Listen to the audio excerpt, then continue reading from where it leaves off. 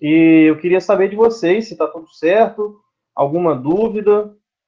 Não é o tipo de aula ideal, não é o tipo de aula que eu gosto, né, de fazer, mas é o que a gente está podendo. Então, alguma dúvida em relação aos princípios?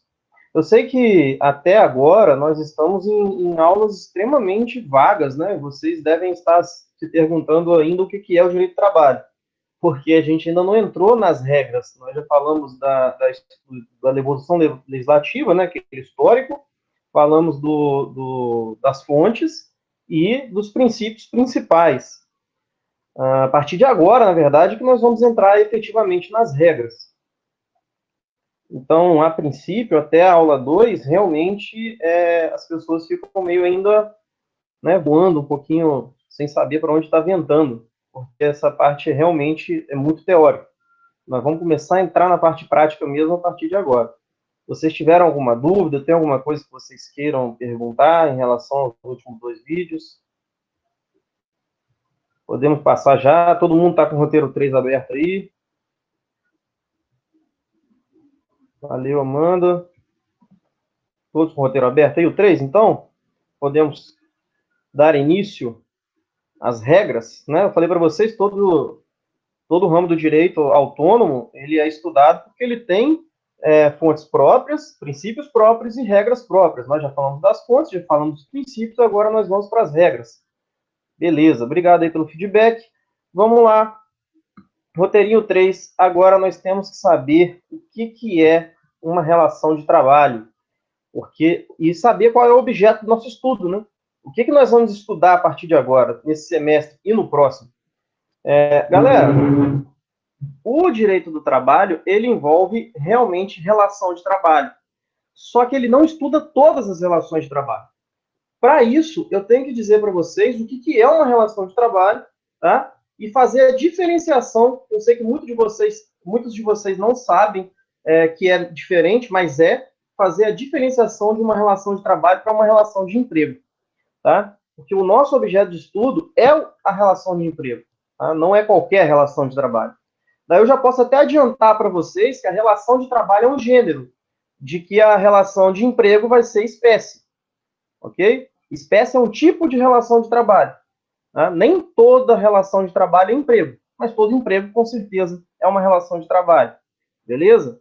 E aí, para a gente falar um pouquinho das relações de trabalho, nós temos muitas formas de relação de trabalho. Nós temos relações de consumo, que podem ser relação de trabalho, nem toda relação de consumo vai ser, mas aquelas em que nós tenhamos prestação de serviço por uma pessoa natural sendo realizada a título de consumo, vai ser uma relação de trabalho. Por exemplo, o eletricista que você contrata para ir na sua casa resolver um problema numa pane que deu numa lâmpada, né? Ele vai estar te prestando um serviço, você vai ser o destinatário final desse serviço, e ele, como fornecedor ali, ele vai estar junto a você numa relação de consumo. Porém, por ele ser pessoa física, natural, estar prestando serviço ali de maneira individual ali, né, sem uma empresa por trás, e ele sendo contratado como pessoa física, ele também estará com você em uma relação de trabalho, tá? Uma relação de trabalho que não vai ser emprego, mas é uma relação de consumo. Uma coisa não exclui a outra. Relação de trabalho também pode ser a relação de emprego, que é o que a gente vai estudar na CLT e nas leis esparsas que falam sobre outras relações de emprego. Tudo isso a gente vai falar, principalmente nessa aula de agora e na aula 4. Tá? E aqui eu não vou me aprofundar ainda, porque eu vou fazer a diferenciação com vocês daqui a pouco. Então, só para não fugir do roteiro de vocês, nós temos também relações de trabalho com o Estado. Né? Nós temos, inclusive, várias relações de trabalho com o Estado. Mas do ponto de vista aqui do nosso estudo, nós temos dois tipos de contratação com o Estado que vão ser, um vai ser objeto do nosso estudo e o outro não. Nós temos a contratação mediante um servidor que é concursado e que tem todas as suas funções regidas por um estatuto, que é o que a gente chama de regime estatutário. Esse a gente não vai estudar, esse daí quem estuda é a galera do direito administrativo, tá? E nós temos também servidores concursados que têm empregos, né? São os chamados empregos públicos. Esse sim, nós vamos estudar, tá? Então, na relação com o Estado, nem todo mundo que é concursado no Estado, que tem contrato temporário com o Estado, que tem contrato de comissionado com o Estado, a gente vai estudar. A gente só vai estudar aqueles que sejam, que estejam em uma relação de emprego. Mas nem todo mundo que está lá no Estado está numa relação de emprego. Aqui na Facel, por exemplo, nenhum dos servidores da Facel tem relação de emprego. Bom, nós temos também outras relações de trabalho, que nós vamos falar de várias delas, inclusive, lá na aula 4, tá? E tem até relações de trabalho que nem regulamentadas no Brasil não são, né? Uma relação de trabalho que não é regulamentada no Brasil, por exemplo, é o trabalho das donas de casa. E aí eu não estou falando de empregado doméstico ou diarista, não. Estou falando da dona mesmo da casa, do dono da casa, que vão fazer ali a limpeza da própria casa. Eles estão trabalhando para alguém, né? Nem que seja para si mesmos. Mas, de qualquer maneira, é um trabalho. Eles estão prestando um serviço. Só que essa regulamentação desse tipo de serviço, no Brasil, a gente só tem de forma indireta. Até tem lá na parte de direito previdenciário algumas situações que são destinadas a esse dono de casa, a essa dona de casa. Mas o que eu quero mostrar para vocês é que nós temos várias formas de ter uma relação de trabalho, até mesmo ilícita, né? A relação de trabalho ilícita, na verdade, vai depender muito do momento histórico e da sociedade em que se encontra. A gente tem um exemplo, inclusive, que tem uma relação de trabalho que é ilícita no Brasil e que não é na Holanda, que é a relação de prostituição, por exemplo, né? Nós tínhamos aqui no Brasil como lícita, até pouco tempo atrás, as casas de bingo. Hoje em dia, elas são contravenções penais, certo? Então, depende muito também aí do histórico e também da cultura, né, de cada sociedade. Enfim, nós temos vários tipos de relação de trabalho. Temos relações de autônomo, temos relação de trabalho eventual, de trabalho avulso, temos a relação de trabalho voluntário, temos a relação de emprego, certo? Então, assim, a relação de trabalho é um termo extremamente genérico e que tem um conceito extremamente pequeno, justamente para ficar genérico, né? O conceito de relação de trabalho, ele é bem simples.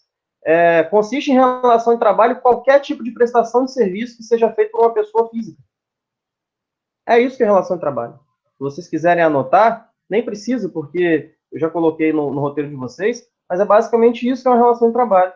Qualquer prestação de serviço que é realizada por uma pessoa física a outrem, não interessa se é pago, se não é pago, a que título for, é a prestação de serviço. Tem uma pessoa física fazendo, nós temos uma relação de trabalho. Por isso que eu falei para vocês, qualquer tipo de prestação de serviço vai ser uma relação de trabalho, tá? Inclusive, esse conceito vocês vão encontrar no enunciado número 64 da primeira jornada de Direito Material e Processual do Trabalho. E aí sim que eu falei, eu coloquei para vocês, né, o enunciado 64 no materialzinho de vocês. E a parte que nos interessa diz: havendo prestação de serviço por pessoa física a outrem, seja a que título for, há relação de trabalho. Por isso que eu falei para vocês que algumas relações de consumo vão ser relação de trabalho, se o fornecedor de serviços for pessoa física, certo? Agora, Osório, e se então eu tenho uma relação de trabalho, se eu tenho uma prestação de serviço de uma empresa para outra, se eu tenho prestação de serviço de uma empresa para outra, isso daí é cível, é uma relação cível, isso não é uma relação de trabalho. Mas é uma prestação de serviço, Osório, tudo bem, mas para ser relação de trabalho, a prestação de serviço tem que ser de pessoa física, certo? Pode ser até de uma pessoa física para uma pessoa jurídica. De uma pessoa física para uma pessoa física, mas nunca de uma pessoa jurídica para outra. Tá? Se quem está fazendo a prestação é uma pessoa jurídica, eu não tenho relação de trabalho. Eu tenho qualquer relação civil que você vai poder enquadrar ali, consumo, comercial, enfim. Agora, relação de trabalho, para ser relação de trabalho, tem que ter pessoa física prestando serviços a outra. E é só isso. Achou a pessoa física prestando serviço, é uma relação de trabalho. Tá? Sempre soube, Osório, sou estagiário, estou inserido em uma relação de trabalho, porque sou pessoa física e presto serviços. Não, você não é, não está inserido, você não é um trabalhador. Você não está inserido na relação de trabalho. Veja bem, eu não estou falando que você não trabalhe. Eu não estou falando que você não tenha ônus, tá? Só estou dizendo que o estagiário não está inserido na relação de trabalho. Que o estágio, ela é uma relação de ensino prático. Então, ela não vai ser considerada trabalho, beleza? Por isso que a gente não vai estudar o estágio nos nossos períodos aqui subsequentes. O estágio, ele é estudado pelo pessoal de direito administrativo ou pelo pessoal de direito civil, né? A depender de para quem esse estágio está sendo prestado. Mas o estágio, ele é apenas uma relação de ensino, ok? É uma relação de ensino prático que, por conta disso, vai gerar uma certa prestação de serviço, mas não é exatamente prestação de serviço. O foco do estágio não é a prestação de serviço, é o aprendizado. Por isso que ele não tem regulamentação trabalhista no sentido de ser uma relação de trabalho propriamente dita. A regulamentação que o estágio tem é de uma lei própria, né? Vocês bem conhecem, de 2008, e nessa regulamentação os estagiários têm alguns direitos e deveres ali previstos, tá? Mas estagiário não é trabalhador, estagiário é estudante, ok? A mesma coisa, se vocês estão ficando revoltados com o que eu estou falando aqui agora, mais revoltado ainda fica a minha irmã, né? A minha irmã, ela é médica e ela é residente. E eu brinco com ela falando que ela não trabalha nada. E, coitada, ela trabalha igual uma louca, por causa da residência. Mas é por que eu digo que ela não trabalha nada? Porque a residência, ela é uma pós-graduação. Ela também é um ensino prático. Ela não é uma relação de trabalho, certo? E ela fica pé da vida comigo, porque ela não tem essa noção, né, de direito, e ela nem sabe por que eu implico com ela. Mas, na verdade, é porque realmente ela não trabalha, ela estuda, ok? Então, o Luan fez uma pergunta aqui, pessoa física prestando serviço para pessoa física, ou pode ser pessoa física prestando serviço para PJ, pessoa jurídica. Sim, tanto faz, desde que quem esteja prestando serviço seja pessoa física. Se for pessoa jurídica prestando serviço, já não é mais relação de trabalho, tá, Luan? Então, é assim que a gente vai conceituar a relação de trabalho. É por isso que todas aquelas relações que eu comentei com vocês até agora são relações de trabalho. O trabalho voluntário, tem até uma lei específica para ele, é uma relação de trabalho. O trabalho voluntário ele é realizado por pessoa física, tá? A outra. O trabalho autônomo, ele é uma relação de trabalho. O diarista, por exemplo, é um trabalhador autônomo. Ele vai prestar serviços como pessoa física. O trabalhador eventual, né, aquele que não tem continuidade nos seus serviços, quando ele é pessoa física, obviamente nós teremos uma relação de trabalho.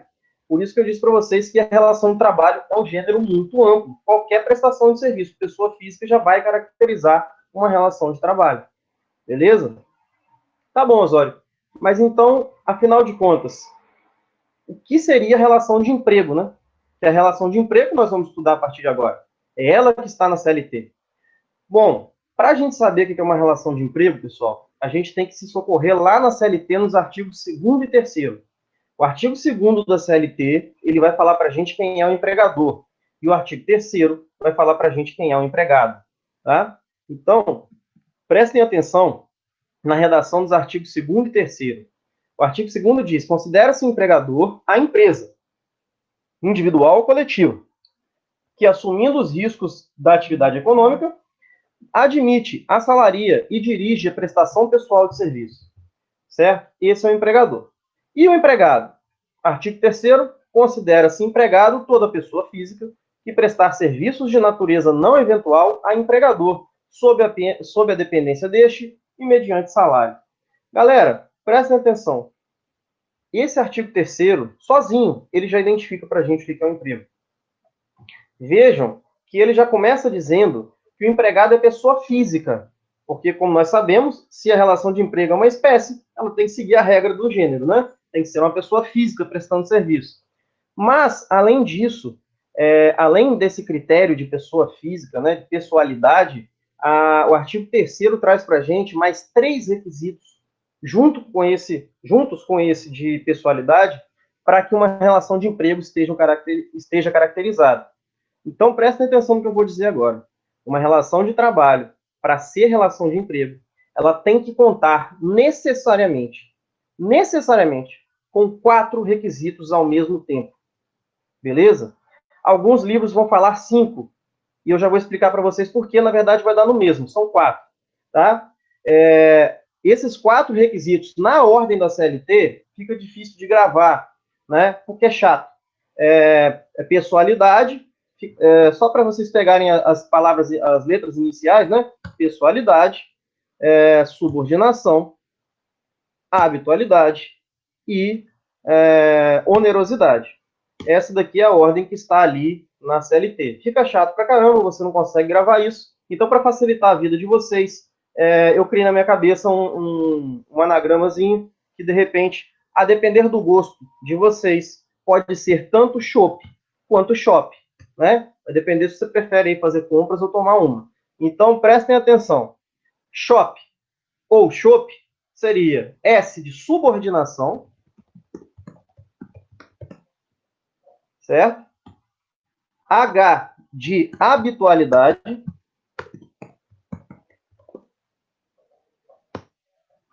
O de onerosidade e P de pessoalidade. Certo? Para uma relação de trabalho ser emprego, tem que ter esses 4 requisitos ao mesmo tempo. Tá? E eu provo para vocês. Voltem lá no artigo 3º. Ó, considera-se empregado toda pessoa física, ó a pessoalidade, que prestar serviços de natureza não eventual, habitualidade, a empregador, sob a dependência deste, subordinação, e mediante salário, onerosidade. Beleza? Então percebam que para ser emprego, o trabalho tem que contar com esses 4 requisitos. Tá? Se faltar qualquer um dos 4, não vai ser emprego, e a gente não vai estudar. A partir de hoje, nós vamos estudar apenas aquelas relações de trabalho que contenham esses 4 requisitos ao mesmo tempo, concomitantemente. Beleza? Até aqui, tudo bem? Alguns livros, pessoal, vão colocar um 5º requisito, que seria ser pessoa física. Mas esse requisito já está dentro da pessoalidade. Então, vai depender muito do autor que você vai escolher, mas vai dar no mesmo. Tá? Porque a pessoalidade não é só ser pessoa física, não. Daqui a pouquinho eu vou destrinchar um por um com vocês. Até aqui, tudo bem? Vocês estão compreendendo o que eu estou falando? Beleza? Na verdade, se a gente tivesse em sala de aula, eu ia fazer um coral com vocês. Porque eu queria muito que vocês gravassem mesmo isso. E esse coral é bem legal, mas aqui acho que fica difícil de fazer, né? Mas quando voltarem às aulas, independentemente de que período nós estivermos, eu vou fazer isso com vocês, tá? Vocês nunca vão esquecer isso aí. Luan, terceirização nós vamos falar na aula 7, beleza? Então vamos chegar lá, tá? Aí, na terceirização, você vai ter vários tipos de relação, vários. Vai ter relação de trabalho, vai ter relação que não é de trabalho, tá? Mas aí a gente vai destrinchar isso melhor depois, beleza? Bom, então até aqui todo mundo comigo, né? Então vamos começar destrinchando esses 4 requisitos. Começando pela pessoalidade, né? O requisito da pessoalidade, ele diferencia, né, a relação de trabalho da relação puramente civil, de um contrato puramente civil. Por quê? Porque, primeiro, pessoalidade se desdobra aí em duas características. Para haver pessoalidade, o próprio artigo 3º já diz, o empregado tem que ser pessoa física, tá? Ao mesmo tempo, a pessoa física de que está tratando o artigo 3º é a pessoa física que tem que prestar o serviço. Daí a gente traz uma situação de que, pela pessoalidade, o contrato de emprego ele é personalíssimo, tá? Ele é personalíssimo, ou seja, se eu contratei o Luan para trabalhar para mim, não é para o Luan ficar mandando o irmão dele no lugar dele, o tio dele no lugar dele, o pai dele no lugar dele, não. É para ele vir trabalhar para mim. Eu quero o serviço dele e só dele. Tá? O contrato ele é personalíssimo com o empregado.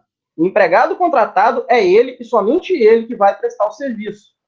Por isso que a gente fala que, pelo critério da pessoalidade, além de ser uma pessoa física, o contrato tem que ser intuito personae, ou seja, né, personalíssimo. Tudo bem? Então, o primeiro requisito aí, pessoalidade, nós podemos já entender que se trata de trabalho prestado por pessoa física com a característica de ser personalíssimo. Ok? Eu estou escrevendo aqui, mandando para vocês, como se eu estivesse num quadro, para todo mundo, para ficar mais fácil todo mundo ir me acompanhando. Beleza? Então, primeiro requisito aí, pessoalidade. É o trabalho prestado por pessoa física, né? Com caráter personalíssimo. Ah, Osório, quer dizer então que eu nunca posso ser substituído? Calma, não foi isso que eu falei. O empregado ele até pode ser substituído, mas desde que isso não seja uma rotina, desde que isso seja excepcional. E óbvio, desde que o empregador concorde com isso. Tá? A gente vê muito acontecer, às vezes, até mesmo como professor, né? Imagina um professor que é empregado. Quantas vezes você já não viram um professor substituto? Porque às vezes o professor passou mal naquele dia, ele não quer deixar os alunos sem aula, às vezes o professor teve algum problema e teve que viajar, enfim, morreu algum parente, não sei lá. Então, assim, eventualmente, haver substituição não tem problema. Agora, se a substituição é rotineira, se ela fica acontecendo o tempo todo, aí você não está no contrato de emprego. Você está no contrato de trabalho, sim, mas não será de emprego. Beleza? Se você não tiver pessoalidade de contrato personalíssimo, você não tem um contrato de emprego, ok? Sem falar que se não for pessoa física, nem trabalho não é, né? Aí eu não preciso ficar repetindo aqui com vocês. Beleza? Então, esse primeiro requisito, todo mundo pegou? Do que se trata a pessoalidade?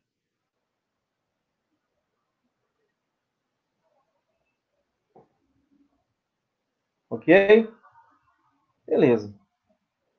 Eu estou seguindo aqui a ordem da CLT, tá, gente? Eu já coloquei o shop ali para vocês, que é mais fácil para vocês gravarem, mas eu vou seguir a ordem da CLT aqui no roteirinho, ok? Então, pessoalidade, matamos aí, já sabemos o que é pessoalidade, já falei para vocês que em alguns livros vocês podem ver pessoalidade e pessoa física como dois requisitos diferentes, mas na verdade dá no mesmo, tá? Aí vai muito do estilo do autor. Mas, enfim, pessoalidade é isso. Próximo requisito que a gente encontra ali no artigo 3º, né, é que o trabalho prestado por essa pessoa física não pode ser eventual, né? Ou seja, tem que ser habitual. Daí a gente traz o requisito da habitualidade.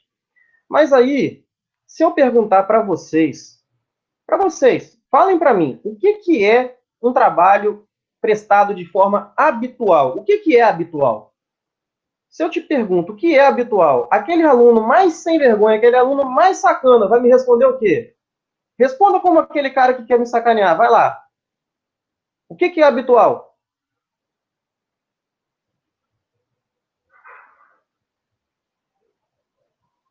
Pode falar. O que é habitual? Chuta aí.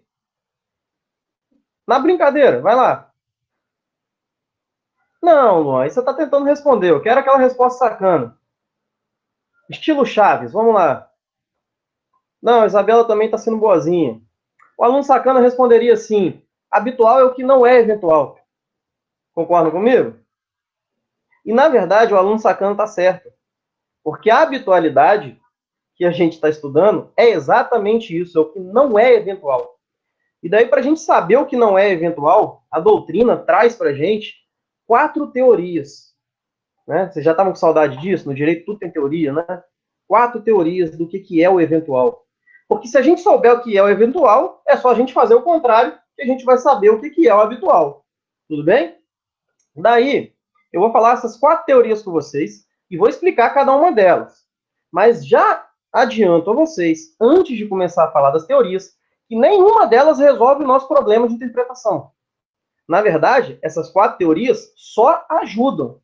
Elas não resolvem, elas só ajudam, tá? Aquele famoso não dá o peixe, ela te ensina a pescar, tá? Você vai analisar as 4 teorias no caso concreto e, na junção dessa análise, você vai entender se ele é eventual ou não.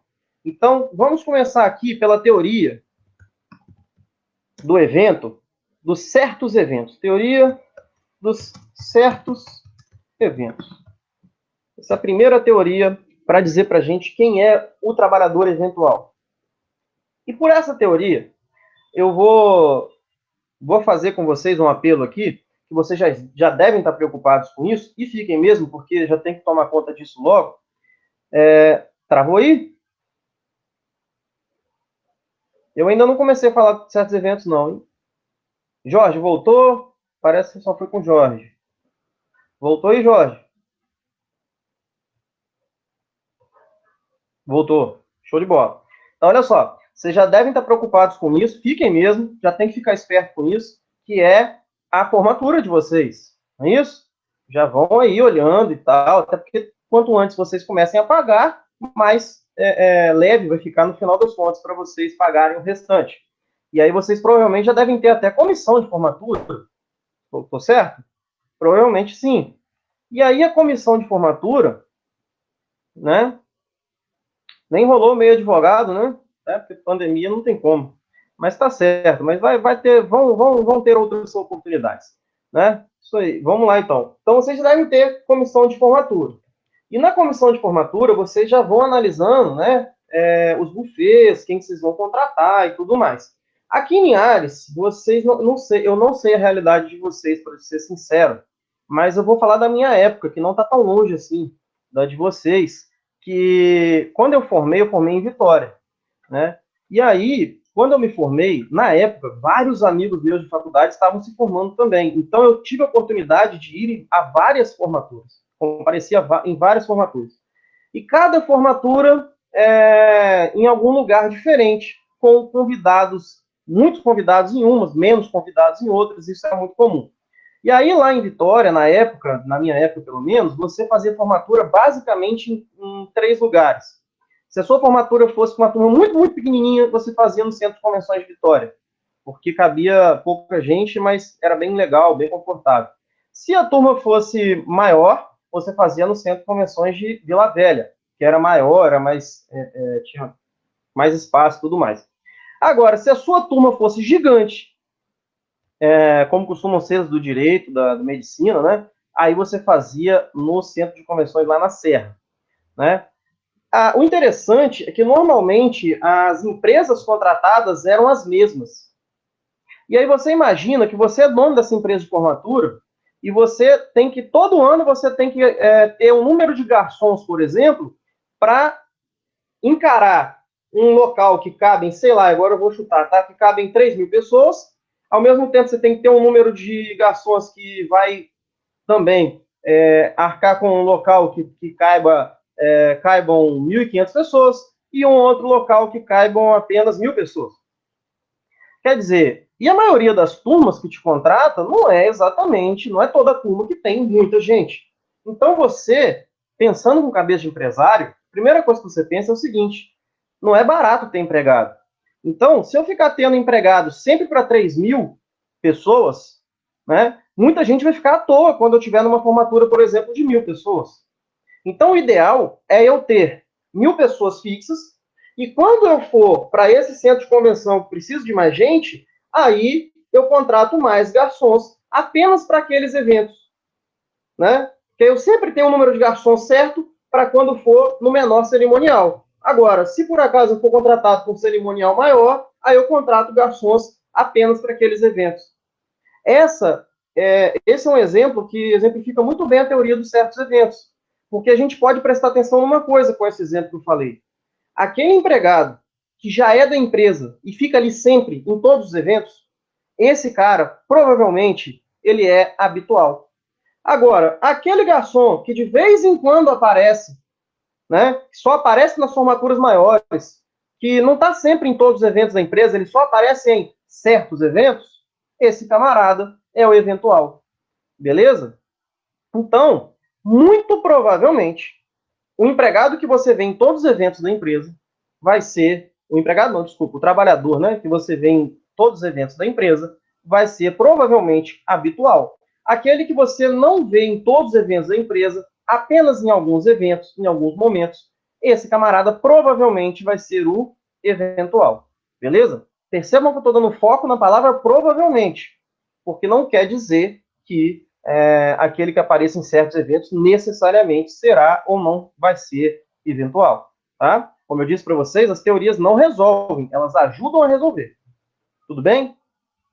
A princípio, teoria dos certos eventos. Vocês entenderam a lógica?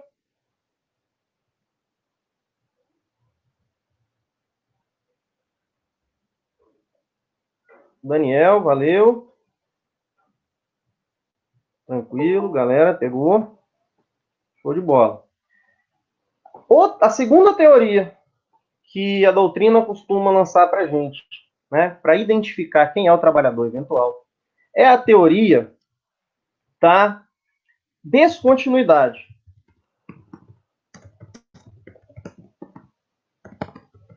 Teoria do evento da descontinuidade. Tá? Para essa teoria, o trabalhador eventual é aquele camarada que não trabalha com uma continuidade na prestação do seu serviço. Ou seja, é aquele camarada que ele não tem uma rotina específica naquela empresa. Tá? Ele aparece em dias avulsos, ele não tem horários pré-programados, né? Ele trabalha a hora que ele quer, ou só quando é chamado, e ele não é chamado sempre. É aquele camarada que numa semana você encontra ele trabalhando na segunda e na terça, na outra semana você encontra trabalhando na sexta só, na outra semana só na quinta, na outra semana ele nem vai. Né? Então, é aquele trabalho sem rotina, aquele trabalho descontínuo. Beleza? Esse camarada que trabalha de forma descontínua, sem rotina, ele provavelmente vai ser o trabalhador eventual. Tá? Por que provavelmente? Porque nós temos alguns empregados que podem ter esse tipo de serviço. Mas o normal não é isso. Provavelmente, esse camarada que tem um trabalho sem rotina, ele é o eventual. Ele não vai ser empregado. Tá? Agora, se você encontra uma pessoa sempre nos mesmos dias, nos mesmos horários, na mesma empresa o tempo todo, eu ia falar no mesmo canal, né? Enfim, tô ficando velho. Mas se você vê a pessoa trabalhando sempre ali com aquela rotina, esse camarada provavelmente é habitual. Beleza? Essa é a teoria da descontinuidade. Todo mundo acompanhou? Tem a ver com rotina. A palavra-chave seria essa, né? Rotina, continuidade, né? Um dia após o outro, essa coisa de você ter sempre a certeza de que você vai encontrar aquele camarada ali naquele horário que você sabe que ele trabalha. Né? Esse camarada normalmente é o habitual. Aquele que não tem horário, que você nunca sabe se ele vai estar na empresa ou não, esse provavelmente vai ser eventual. Ok? Tranquilo. Essa teoria da descontinuidade. Beleza. Próxima teoria que a gente tem. Teoria da atividade meio. Alguns chamam de atividade fim versus atividade meio. Alguns chamam de teoria dos fins, certo? Eu vou chamar aqui de teoria da atividade meio, já que nós estamos falando de uma teoria do eventual, do evento. Para começo de conversa, o que seria atividade meio, né? E o que seria atividade fim? Não, Jorge, isso daí você está confundindo com terceirização, beleza? Nós vamos chegar lá também. Mas deixa eu só identificar com vocês o que é atividade meio. Atividade meio e atividade fim nunca vai ser cancelada, porque ela é uma situação de fato, ela não é de direito, beleza? Mas é que realmente ela vai influenciar no direito lá na aula de terceirização. Mas essa situação de atividade meio e atividade fim é uma situação de fato. Então vamos lá. Acompanhem comigo aqui. Numa empresa, quando você vai abrir uma empresa, você tem uma finalidade principal. Se eu estou numa empresa de uma loja que vende roupa, a minha finalidade principal é vender roupa, certo? Só que não é incomum, pelo contrário, quase 100% das vezes isso vai acontecer, quando uma empresa abre, ela não tem como funcionar apenas com aquela atividade finalística dela, tá? Muitas vezes você pode identificar, por exemplo, que para aquela loja de roupa funcionar, tem que ter um pessoal da limpeza. Né? Vocês aí iriam fazer compra numa loja em que as roupas estivessem todas empoeiradas? Em que o chão estivesse sujo? Você passaria, olharia e nem entraria na loja. Né? Agora, eu te pergunto, a loja que vende roupa, ela tem como finalidade fazer limpeza? Não. Mas o meio para ela poder atingir o seu fim é a limpeza. Né? O estoquista da loja de roupa, ele não está na atividade fim propriamente dita, né? Ele está estocando roupa. A loja não serve para estocar roupa, ela serve para vender roupa. Né? Quem estaria na atividade fim diretamente ali seria o vendedor, mas o estoquista tem que estar ali, porque se o estoquista não estiver ali, muitas vezes pode ser que ele seja até o próprio vendedor, mas enfim, se não houver essa função de estoquista, vai ficar uma bagunça, o vendedor nunca vai achar roupa para vender, nunca vai achar os números que a pessoa precisa para experimentar, e não vai dar certo o negócio. Então, percebam, uma atividade empresarial, ela envolve vários tipos de atividade. Só que um desses tipos vai ser a atividade finalística, vai ser aquela principal, a primordial, né? Aqui a CLT.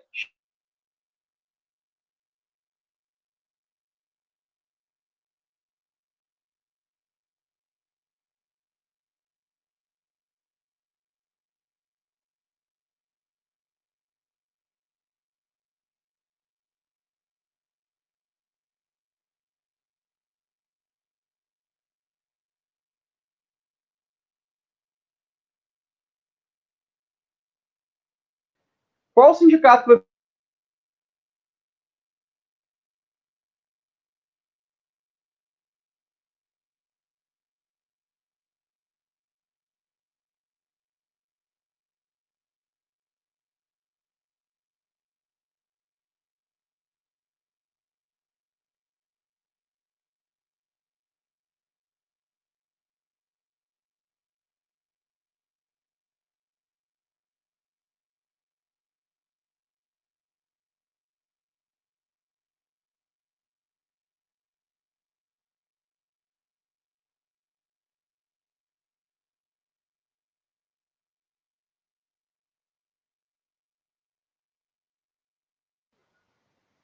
Pessoal, caiu, estou voltando aqui.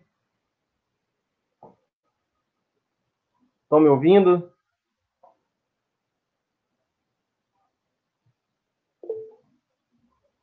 Voltamos? Eu não sei exatamente que parte que travou, então eu vou voltar a falar meio que do início com vocês, tá? Então vamos lá. Eu vinha dizendo para vocês que a parte estoquista, né? Então, eu vinha dizendo para vocês que uma empresa para funcionar, ela precisa óbvio, ela vai investir pesado na sua atividade fim, mas ela precisa ter um investimento também em atividades meio, que são aquelas atividades necessárias para que o fim seja realizado. Beleza? Inclusive, a CLT, eu não sei se tinha caído quando eu falei isso, mas a CLT tem um artigo que fala sobre atividade preponderante, né? E essa atividade preponderante nada mais é do que a atividade final, a atividade mais importante, né, do empresário, né, da empresa. E aí, quando você analisa sobre o aspecto da atividade preponderante, você consegue, inclusive, detectar qual é o sindicato que vai atuar naquela empresa, né? Porque, por exemplo, eu vinha falando para vocês, mas eu acho que acabou não pegando porque caiu. Se eu trabalho num banco, a atividade preponderante ali é do bancário, que é de emprestar dinheiro, vender dinheiro, não é isso? Eu não tenho como falar para vocês que o banco só vai ter bancário, porque vai precisar de ter advogado, vai precisar ter vigilante, né? Mas a atividade fim ali, com certeza, é a atividade do bancário, certo? Então é a atividade preponderante. Daí, pela teoria do evento, da atividade fim, atividade meio, ou teoria dos fins, seja lá como vocês prefiram chamar, por essa atividade, por essa teoria, aquele trabalhador que esteja diretamente ligado à atividade fim da empresa, ele provavelmente vai ser o habitual. Por quê? Porque é aquele trabalhador que faz o produto da empresa girar de verdade. Então, provavelmente, esse cara, o empregador vai querer tê-lo consigo, né, de uma forma subordinada, de uma forma habitual, tá?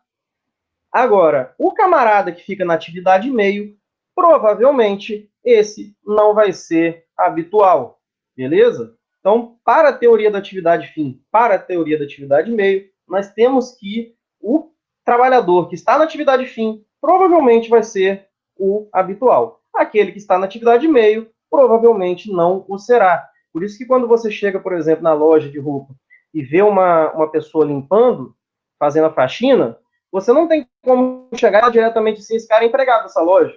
E se por acaso é uma faxineira ou um faxineiro que foi contratado somente para aquela faxina ali?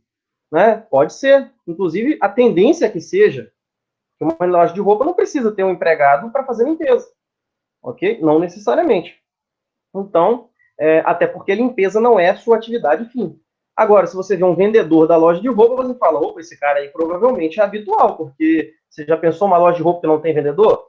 Aí não tem como, né? Não tem como você ficar colocando um vendedor a cada dia. Se você acha o vendedor que é aquele cara que é bom pra caramba, você quer ficar com ele sempre. Então, provavelmente, ele é o habitual. Já aquele que estava fazendo a faxina, aquela ou aquele que estava fazendo a faxina, vai ser, provavelmente, o eventual. Tudo bem aqui? Até aqui? Atividade fim, atividade meio. Entenderam a lógica? Percebam que eu estou usando provavelmente sempre, tá? Não quer dizer que tá de um jeito é assim sempre, ou tá do outro é assado sempre, não, tá? A gente vai sempre ter que olhar o caso concreto, mas isso já dá um parâmetro interessante para a gente seguir, beleza? E por fim, para a gente terminar aí as teorias do evento, nós temos a teoria da fixação, beleza? Gente, vamos lá comigo. Quais são os 4 requisitos da relação de emprego? Ó, vamos lá pelo jeito fácil, hein? Para mim, eu gosto mais de shopping, né? Se você gosta mais de compra, para você pode ser shopping. Então, vamos lá. Shopping, hein? S de subordinação, H de habitualidade, O de onerosidade e P de pessoalidade. Tudo bem? Repitam comigo aí em casa. Ó, S de subordinação, H de habitualidade, O de onerosidade, P de pessoalidade. E agora percebam que vocês repetiram ou não, não sei, mas percebam se vocês falaram alguma coisa sobre exclusividade. Alguém falou exclusividade? Se falou, falou errado, né? Porque não tem um E. Tem S-H-O-P, não tem E, não tem exclusividade aí, né? Então, eu já vou fazer uma resposta, vou dar uma resposta para vocês de uma pergunta que provavelmente alguém aqui na turma eventualmente acabaria me fazendo. Ah, Osório, eu acabei de sair de um emprego, mas não deram baixa na minha carteira. Como é que eu faço para arrumar outro emprego? Basta outra pessoa assinar sua carteira. Ah, mas eu não preciso terminar um emprego para ir para o outro? Não. Quantos empregos eu posso ter? Quantos você conseguir, né? Desde que o tempo bata, né? Seja compatível, você pode ter 1.000 empregos no Brasil. Tem limite de emprego no Brasil, não, nunca teve. Certo? Por quê? Porque exclusividade não é requisito de relação de emprego. Agora, pode acontecer de a pessoa ser empregada em um lugar só? Pode. Inclusive, se vocês olharem bem, é meio que regra no Brasil, né? Normalmente a pessoa tem um emprego só. Não sei que seja o pai do Cris lá, né? O Júlio, né? Enfim. Mas, na verdade, a pessoa no Brasil pode ter quantos empregos quiser, né? E eu, particularmente, teve uma época que eu estava querendo me matar, eu acho, que inconscientemente estava querendo me matar, só pode, que eu estava com 5 vínculos, né? Eu advogava em Muqui com meu pai, advogava aqui em Vitória, eu dava aula no CEP, eu dava aula na Favi, eu dava aula aqui na Faceli. Não, na Favi foi depois. Dava aula na Faceli e na Castelo Branco. Quer dizer, eu estava morando no carro praticamente. Por quê? Porque não tem limite. O limite é o corpo humano, né? Uma hora ele me cobrou. Hoje em dia, graças a Deus, eu saí desse monte de lugar. Não que eu não gostasse dos lugares, mas é porque eu não estava aguentando mais também. Mas o que eu quero falar para vocês é o seguinte: o limite é você, não é a legislação. Exclusividade não é requisito da relação de emprego, tá? A relação de emprego, ela tem como requisito somente esses 4 que a gente já falou. Ou seja, para começo de conversa, para ser empregado, basta você ter esses 4 requisitos, beleza? E não interessa para quantas pessoas. Se for para mais de uma pessoa, você vai ter mais de um emprego, só isso.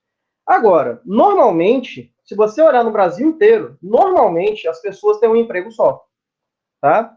E aí, eu sou da roça igual a vocês, eu ainda considero, Linhares já está muito desenvolvido, né? Mas Linhares historicamente era roça, né? E tem uma frase que se diz bastante na roça, que é o seguinte: pedra que muito rola não cria limo, né? Que é o seguinte: a pessoa que não se fixa num lugar só, ela não é de lugar nenhum. Seria mais ou menos isso. Pela teoria da fixação, na teoria do evento, a ideia é a mesma. É a seguinte: aquele trabalhador que trabalha para uma empresa aqui, para outra empresa lá, para outra empresa não sei aonde, para outro lugar, não sei o que, não sei o que. Normalmente esse camarada, que vocês conhecem muito como freelance, né? Normalmente esse camarada, ele é eventual. Normalmente. Tem exceção? Tem. Eu mesmo tinha mais de um vínculo, né? Hoje eu ainda tenho, na verdade, mais de um vínculo, mas existe exceção. Mas por regra, aquele camarada que tem mais de um vínculo, né, que se encontra em vários, trabalha para várias pessoas ao mesmo tempo, esse cara normalmente, que não se fixa em um lugar só, normalmente ele é eventual. Já aquele camarada que se fixa num posto de trabalho, que está sempre naquele cara ali, de forma exclusiva, esse cara normalmente é habitual. Eu não estou dizendo que exclusividade é um requisito sine qua non para você descobrir se a pessoa é habitual ou não. Eu só estou dizendo que a exclusividade dá uma ideia para gente. Que ideia? De que se o cara é exclusivo, provavelmente ele é habitual. Se o cara não é exclusivo, existe muitas chances de ele ser eventual. Beleza? Então, basicamente, a teoria da fixação é essa. Tá? O habitual, ele normalmente é exclusivo. O eventual, normalmente, não é exclusivo. Até aqui, tudo bem, pessoal? Essas são as 4 teorias do evento.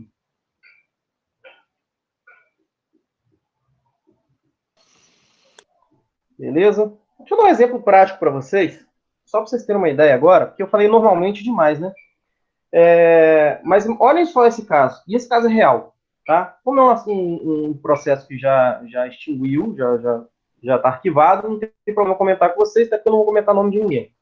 Mas existiu um processo que um camarada ele foi contratado para realizar a pintura de um prédio lá em Vitória. Tá? O prédio ia ser vendido, daí a dona contratou esse camarada e mais um grupo de pessoas para fazer a pintura da fachada para vender. Nesse prédio funcionava uma loja de material de construção. Minto. Uma loja de material elétrico, certo? Só que a loja de material elétrico estava desativada, nem energia não tinha lá dentro mais. Porque realmente a dona tinha fechado aquela filial ali e queria vender aquele prédio. Era isso que ela ia fazer. Tá? Mas, originalmente, era uma loja de material elétrico.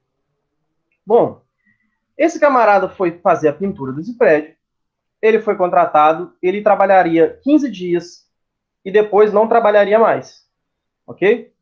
E no segundo dia de trabalho, ele, por uma infelicidade, ele estava com um rodo, né? Não sei se vocês já viram um rolo de pintor que tem um cabo, que é um cabo de vassoura, né? Que é para poder ter um alcance maior. Ele estava com esse rolo pendurado aqui no ombro e atrás dele passava o fio do poste da rua, que ele estava em cima do andaime. Daí, esse cabo de vassoura tocou no fio, e o fio não era de telefone, era fio elétrico. Então, uma tensão absurda ali. Ele levou um choque. O rolo virou pó e ele teve o corpo dele praticamente todo queimado. Né? Graças a Deus ele não perdeu nenhum membro, mas ele ficou todo queimado, todo arrebentado. A dona estava passando na hora lá, viu, pegou, socorreu, levou no médico e tudo mais, e os primeiros socorros aí foram cruciais, inclusive, para salvar o rapaz. Mas, enfim, depois que a dona fez de tudo por ele, e levou até ventilador na casa dele, era um rapaz com umas condições financeiras precárias e tal, levou ventilador lá, foi ver como é que ele estava e tudo mais. Alguns dias depois ele entrou com uma ação trabalhista pedindo vínculo de emprego com ela, beleza? Então prestem atenção, pedindo vínculo de empresa com ela. Na sentença, a juíza analisou esse caso que eu acabei de falar para vocês. E a juíza usou exatamente, eu não vou falar aqui exatamente as mesmas palavras, porque eu não decorei a sentença, mas ela usou exatamente esse raciocínio das teorias do evento para afastar o vínculo. Tá? Ele pedia vínculo, pedia indenização por danos morais e um monte de coisas, mas tudo decorrente de um suposto vínculo de emprego dele com a loja de material de construção, de material elétrico. Então, olha só o raciocínio da juíza. Vamos lá, teoria dos certos eventos. Ela pensou, esse camarada estava em todos os eventos da loja de materiais elétricos? Não, ele só apareceu no evento final, que ele pintar a fachada para vender. Então, ponto aí para eventualidade, né? Esse camarada estava na atividade fim da empresa? A atividade fim da empresa era materiais elétricos, nem energia não tinha lá dentro mais, né? Ele, na verdade, só estava pintando, ou seja, estava na atividade meio. Ponto para eventualidade.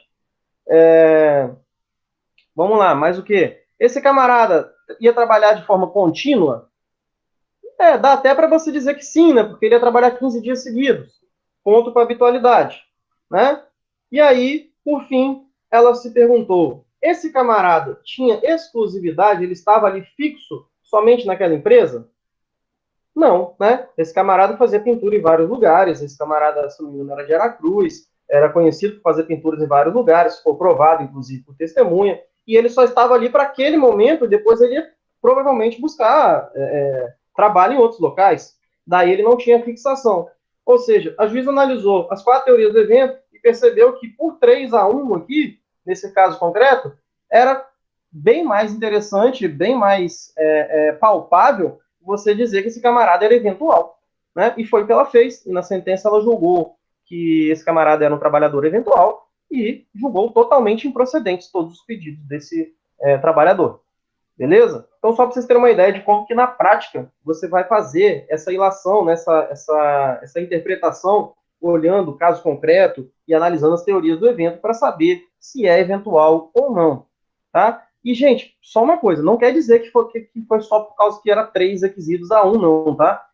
Realmente, às vezes, você vai ter um requisito só que pesa tanto que ele sozinho já vai identificar, né, que o camarada é realmente um trabalhador habitual. Mas isso vai muito de cada caso concreto mesmo. Beleza?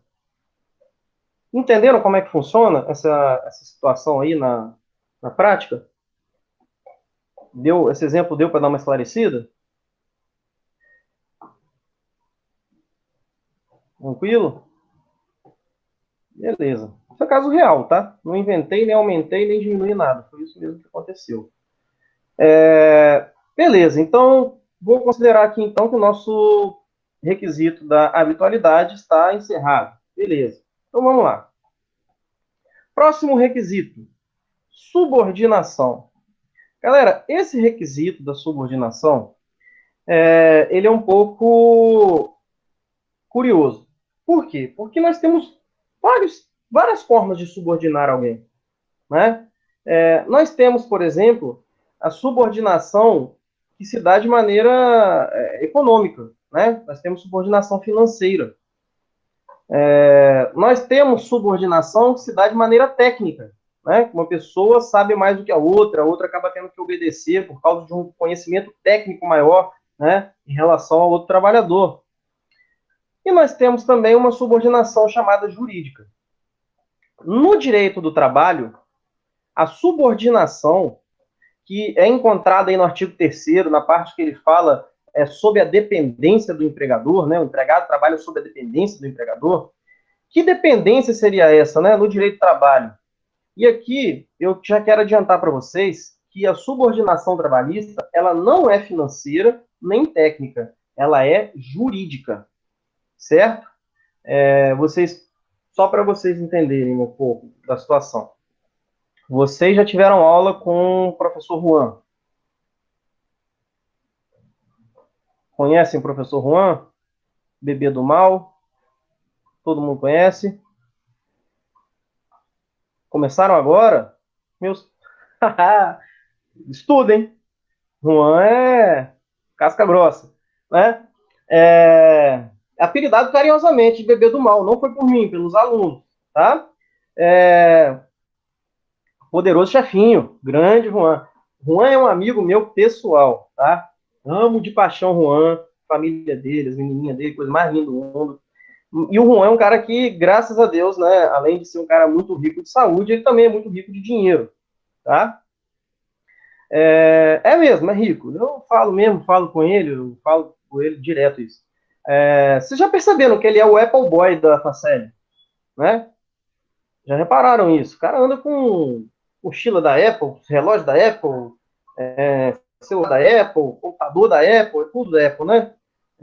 Deve ter até cueca da Apple, se bobear. Enfim, Juan tem dinheiro com força. E assim, o pessoal acha que eu falo brincando quando eu falo que o Juan é rico, né? Mas assim, é engraçado que vocês podem perguntar para ele o que eu estou falando, que ele vai dizer que é mentira. Mas ele não consegue desmentir os fatos. Por exemplo, que o closet dele é do tamanho do meu quarto. Por exemplo, que ele... Assim, imagine você, quando você quer espairecer, você quer viajar, né? Você faz o quê? Você vai para Pontal, né? Você vai para... Quando muito, você vai para Guriri. Um ano, se ele tiver puto da vida, ele fica tranquilão, ele vira e fala assim, ah, quer saber? Vou dar um pulinho ali nos Estados Unidos no final de semana e vou voltar. Vou na sexta, volto no domingo, vai espairecer, né? Não tô zoando. Pergunta para ele. Podem perguntar e usar meu nome. Juan Osório falou que você foi na sexta-feira e voltou no domingo para os Estados Unidos para passear, para ficar à toa assim no final de semana. Porque não tinha compromisso lá. Não tinha. Ele foi lá passear. Beleza? Podem perguntar, podem usar meu nome. Podem usar meu nome. Certo? Juan é rico. Em outras palavras, Juan é rico. Agora prestem atenção numa coisa. Imaginem Juan como professor da Pitágoras. Faceli eu não vou usar porque a Faceli não é relação de emprego, tá? Eu vou usar Pitágoras porque a Pitágoras é instituição privada que se contratasse o Juan como professor teria que assinar carteira, que seria uma relação de emprego, ok? Então imagina Juan como professor da Pitágoras. Provavelmente Juan tem mais dinheiro que a Pitágoras toda. Não estou falando Pitágoras de Linhares, não. Estou falando do complexo Pitágoras. Muito provavelmente Juan tem mais dinheiro que eles todos. Mesmo assim, o Juan, com certeza, seria empregado da Pitágoras. Ele seria subordinado a Pitágoras. Por quê? Porque subordinação empregatícia não tem nada a ver com subordinação financeira. Marcaram isso? Pegaram? Subordinação não é financeira. Beleza? Outro exemplo agora. Vamos lá. Vocês já tiveram aula com Pedro, né? Pedro Henrique, professor de processo civil. Beleza. Bom, Pedro pode ter vários defeitos do mundo, mas ele, além de ser bonito, ele é um gênio. Ele é inteligente pra cacete. Ele é muito, muito foda em processo civil. Muito, muito foda em processo civil. Né? E assim, o Pedro trabalha comigo na Castelo Branco, Nicolatina. E ele era um gênio de processo civil, gênio. E nós somos subordinados lá a um coordenador de curso que sabe muito direito, mas ele sabe muito na área penal. No processo civil, né? E aí não é nenhum demérito para ele não sabe o tanto que o Pedro sabe, certo? Porém, o Pedro é subordinado a ele.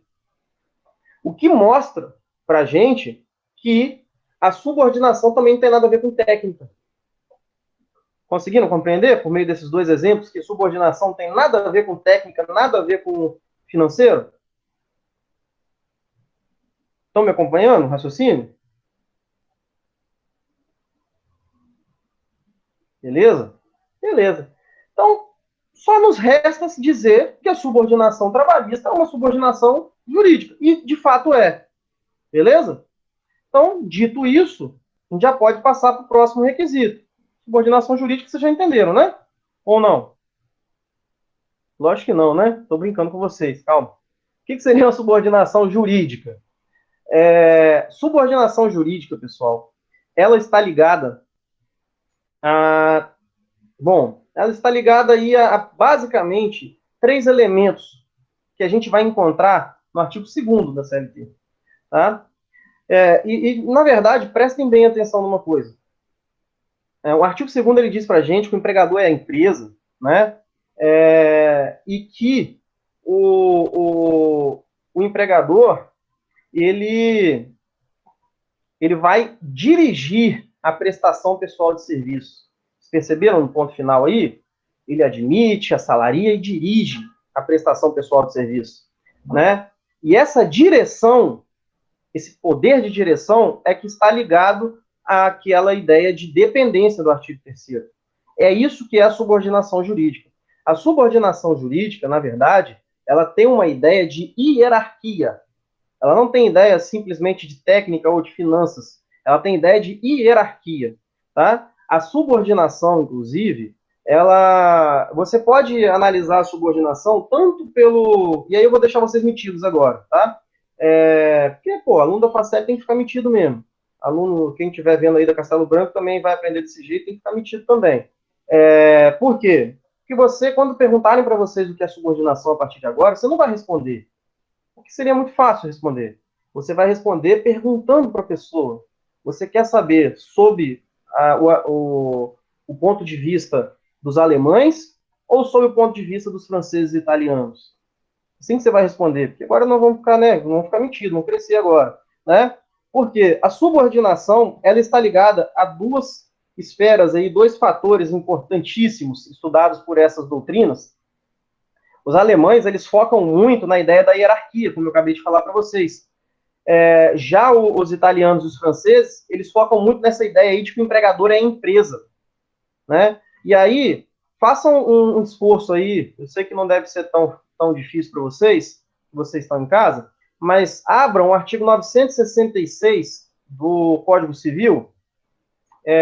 Eu lembro ele mais ou menos de cabeça, mas abram aí só para vocês confirmarem o que eu vou falar. O artigo 966 do Código Civil, ele diz para a gente quem é o empresário, tá? Só que para dizer quem é o empresário, ele vai conceituar a empresa.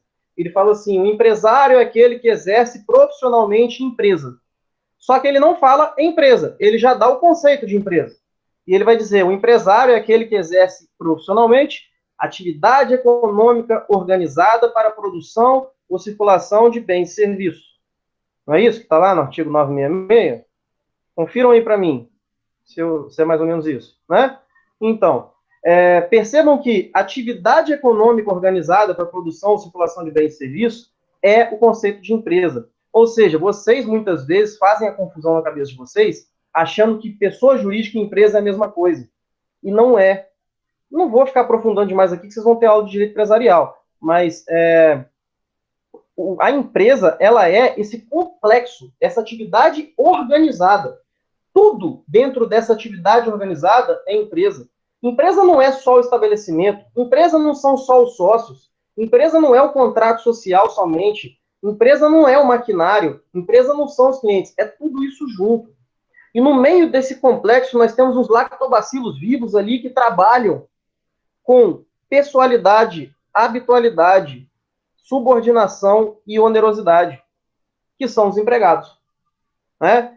Dentro dessa instituição, nós temos essa galera que trabalha com esses 4 requisitos, né? Então, a ideia de subordinação jurídica aí dos italianos e dos franceses gira em torno dessa ideia institucional, tá? Então, percebam que se você unir, que uma não afasta a outra, se você acabar unindo essa ideia dos italianos e franceses com a ideia dos alemães de hierarquia, você chega nesse conceito de subordinação jurídica completinho. Que a ideia da subordinação jurídica é que o empregador dirige a prestação de serviço e, por meio de 3 poderes que ele tem, ele vai fazer essa subordinação acontecer. Esses 3 poderes são o poder de organização, poder de organizar, o poder de fiscalizar, que em alguns lugares vocês vão ler como controlar, dá no mesmo, tá? E o poder de punir. Mas eu falei para vocês que eu vou deixar vocês metidos, né? Para a gente ficar mais, né? Vamos ficar metido aqui um pouco. Porque no direito, para a gente ficar metido, não basta a gente saber, a gente tem que saber em latim. Não é isso?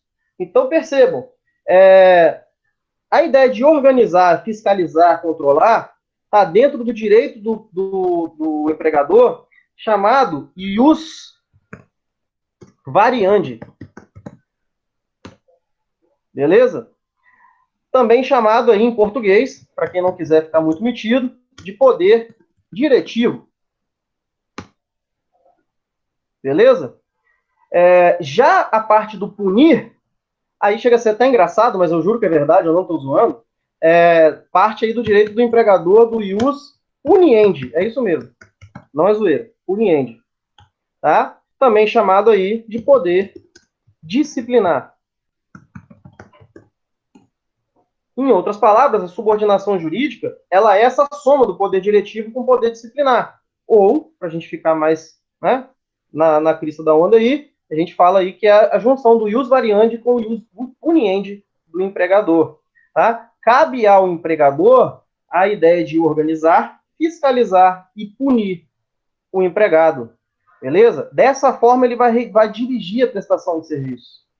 Tá? E aí, desde que você encontre uma relação de trabalho em que você tenha um empregador que subordine os seus empregados desse jeito, ou seja, é o empregador que organiza, é ele que tem os meios de produção na mão, é ele que diz qual é a atividade fim, é ele que diz o horário que funciona, é ele que fala qual é o estabelecimento em que o cara vai trabalhar, né? É ele que diz qual é o horário.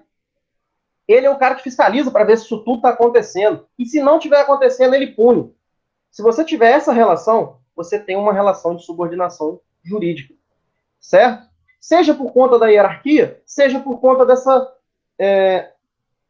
atividade organizada, né? Essa atividade econômica organizada, essa parte institucional. Daí, a gente tem que, no Brasil, a gente meio que aceita tanto a ideia alemã quanto a ideia italiana e francesa, certo? Então, essa é a ideia de subordinação, ok? O trabalho que é realizado com subordinação jurídica, tá? Se você não tem essa subordinação, você tem um trabalho autônomo, tá? E aí você não vai ter um emprego, ok? Então, muita atenção com isso, porque muita gente acha que a subordinação do empregado está no fato de ele ser mais pobre. Veja o Juan. Se fosse assim, o Juan não poderia ser empregado de quase ninguém no mundo, né? Ou então na situação de um empregado não ter conhecimentos técnicos. Pô, se fosse assim, os donos de construtora não poderiam ser donos de construtora, porque a maioria deles não é engenheiro, né? Então, não, ou pelo menos muitos deles, né? Não é engenheiro, não são engenheiros. Então percebam que a subordinação não tem nada a ver com técnica, tem nada a ver com finança, tem a ver com subordinação jurídica, beleza? Agora, é claro, gente, que nem sempre vai ser fácil de você identificar, no caso concreto, quando que essa subordinação jurídica vai acontecer, né? Você vai ter que analisar qual é o nível de autonomia do empregado, né? E aí você vai ter que ver quem é que faz os horários. É o empregado ou o empregador? E se for o empregado, você já começa a desconfiar. Peraí, se o empregado faz os próprios horários, bom, né? Não dá pra gente não dá pra gente dizer que é normal. Mas tudo bem, passa. Aí você fala assim, pô, esse cara tem que usar uniforme? Tem. Esse cara ele recebe do empregado, do empregador, pelo serviço dele, ele recebe. Ele recebe muito? Ou o empregador fica realmente com a maioria da grana? Né? Não que isso tenha a ver no sentido financeiro, mas é porque normalmente o cara que se subordina ele não vai ganhar igual ao cara que está subordinando ele, né? Se eles estiverem ganhando igual, provavelmente deve ser uma parceria. Então, assim, na prática é bem difícil às vezes é fácil. Se você pega, por exemplo, na loja de roupa, o vendedor, obviamente, é subordinado. Lá na loja de roupa, normalmente você acha um gerente. Mesmo o gerente, para certas coisas, ele tem que pedir autorização para o dono da loja, né? Então, a subordinação, muitas vezes, ela é fácil de ser encontrada. Agora, às vezes, a subordinação, ela fica difícil, sabe por quê? Se você parar para prestar atenção, todo contrato civil, de certa forma, ele tem uma certa margem de organização, fiscalização e punição por uma das partes. Por exemplo, imagina um contrato de aluguel, né? O locador, ele é dono do imóvel. Então é óbvio que ele vai querer fiscalizar se o locatário está preservando o imóvel, né? É óbvio que na hora de estabelecer o preço, o locador é que vai estabelecer o preço, por mais que o locatário possa negociar, a palavra final vai ser o locador, ele é o dono do imóvel, né? Inclusive, se o locatário não estiver cumprindo com o contrato, o locador pode até rescindir o contrato, né, de forma justa. Enfim, então você presta atenção em algumas situações que o próprio contrato civil ele tem um pouquinho dessa ideia, né, de organização, fiscalização e punição. O que vai diferenciar, de fato, o contrato de emprego do contrato civil, na maioria das vezes, é a ideia de hierarquia. Porque, se você analisar bem, o locatário não é hierarquicamente inferior ao locador, né? Então, muitas vezes, a própria hierarquia já denuncia se há ou não há subordinação. Muitas vezes, você vai ter uma atividade econômica que não se trata de uma empresa, né? A locação não se trata de uma empresa, então isso daí também denuncia um pouco a favor de não ser um contrato de emprego, de não haver subordinação. Mas o fato é que, em algumas situações, fica fácil de você saber se há subordinação ou não, mas em algumas situações fica muito difícil. Tanto é assim que tem um caso agora, que vocês provavelmente já devem ter ouvido falar, que está dando pano para manga, que é o caso dos motoristas de aplicativo, né? E aí, o motorista de aplicativo, ele é subordinado aos aplicativos ou não? Né? Tem muita gente aí, tem gente fazendo trabalhos e tudo, querendo dizer que o motorista de aplicativo é empregado. Nós já tivemos até decisão no Brasil, se eu não me engano, em Minas Gerais, uma decisão favorável dizendo que é empregado, que tem sim subordinação, embora a maioria esmagadora das decisões, tanto trabalhistas quanto até mesmo do STJ, embora do STJ tenha sido de forma reflexa, foi no sentido de que não há essa subordinação, mas a gente está tendo pano para manga, né? Porque muitas vezes, pessoal, esse liame aí, essa é uma linha muito tênue, você saber se tem ou não tem subordinação, né? Aliás, as relações de trabalho, elas têm cada vez mais sido evoluindo, né? Elas vêm evoluindo cada vez mais a níveis que não tem como a gente comparar com a ideia inicial de emprego. Porque lembra onde surgiu o direito do trabalho? O direito do trabalho surgiu lá na época da Revolução Industrial, que era basicamente aquele operário que trabalhava na indústria que era empregado. Né? Você não tinha tantas relações de trabalho como nós temos hoje. Então,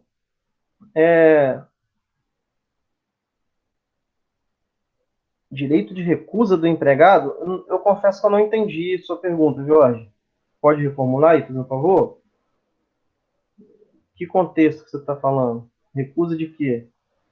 Do camarada que trabalha no Uber não querer ser empregado? Isso está dizendo? Por exemplo, né?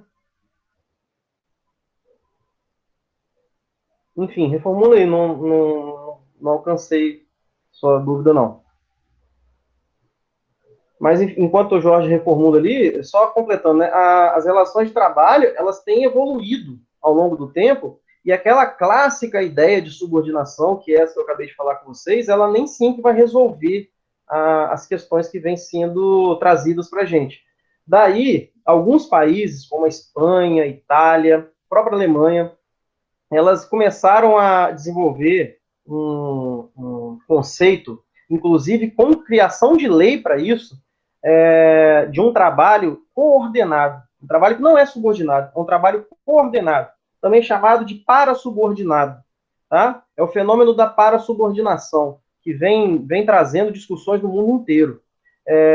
E a parasubordinação, ela vai ser vista muitas vezes nesses casos em que você tem um trabalhador que, embora ele não tenha subordinação jurídica com o prestador de serviço, ali o tomador de serviço, né, a pessoa que pega o serviço dele, como o aplicativo, por exemplo, embora esse tomador de serviço ele não tenha uma subordinação direta com esse trabalhador ele acaba ficando subordinado financeiramente, ele acaba tendo muitas restrições em razão desse contrato de trabalho, que não é emprego.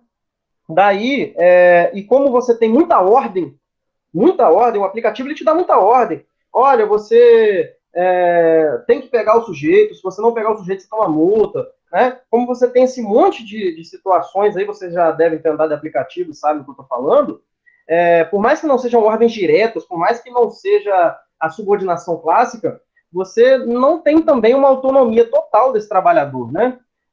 E aí o que acontece? Por outro lado, também a dependência financeira desse trabalhador ela é interessante porque esse trabalhador muitas vezes ele ganha mais de 70% do lucro, né, do serviço prestado. Então, isso daí é uma coisa que não dá para você chegar e falar de fato assim, é emprego. Mas também não dá para você dizer e falar assim, não, não tem subordinação nenhuma. Daí é que entra essa classificação desse trabalho para subordinado, ou também chamado de trabalho coordenado. E no Brasil, nós não temos legislação para falar especificamente desses trabalhadores. Esses trabalhadores, eles estão sendo explorados de certa forma, porque a gente não tem lei, a gente não tem um resguardo do Estado que tem os trabalhadores empregados, por exemplo, que tem os coordenados da Espanha, que tem os coordenados da Itália e da Alemanha, por exemplo. Né? Então, isso é uma coisa para se pensar. Né? O Brasil ele tem que criar leis assim. O Brasil, inclusive, já tem uma lei para um tipo de trabalhador coordenado, que é o trabalhador que, antes dessa ideia do Uber, eu sempre usava ele de exemplo, os livros vão usar de exemplo também, que é o representante comercial. O representante comercial, galera, ele tem uma lei específica. Ele é um trabalhador que muitas vezes ele vai trabalhar, às vezes até com exclusividade, mas ele tem autonomia. E aí, a ideia da autonomia dele é bem parecida com essa dos motoristas de aplicativo, de maneira que muitas vezes ele fica meio que dependente da empresa, até mesmo em termos financeiros. Daí ele tem uma lei específica que regulamenta a profissão dele. Se vocês tiverem curiosidade depois, eu não me lembro agora de cabeça o número da lei, mas depois eu posso passar para vocês, quem tiver curiosidade. A lei é até bem antiga, se não me engano, ela é de 65. A lei dos representantes comerciais, ela traz algumas proteções para o representante comercial em relação às empresas que os contratam, tá? Então, assim, o Brasil carece de mais leis desse tipo. Na CLT, na verdade, com a reforma trabalhista, foi até acrescentado um artigo 442B, que ele é muito tímido, tá? Que ele diz o seguinte: a contratação do autônomo, cumpridas por este todas as formalidades legais, com ou sem exclusividade, de forma contínua ou não, afasta a qualidade de empregado prevista no artigo 3º dessa consolidação. Na verdade, esse 442B ele não resolve o problema, ele simplesmente dá uma arma, né, uma forma de você conseguir distinguir, né, o empregado do trabalhador coordenado. E o trabalhador coordenado, infelizmente, a ele vai ser dado o mesmo tratamento que é dado aos autônomos, embora os autônomos em si tenham muito mais autonomia do que eles.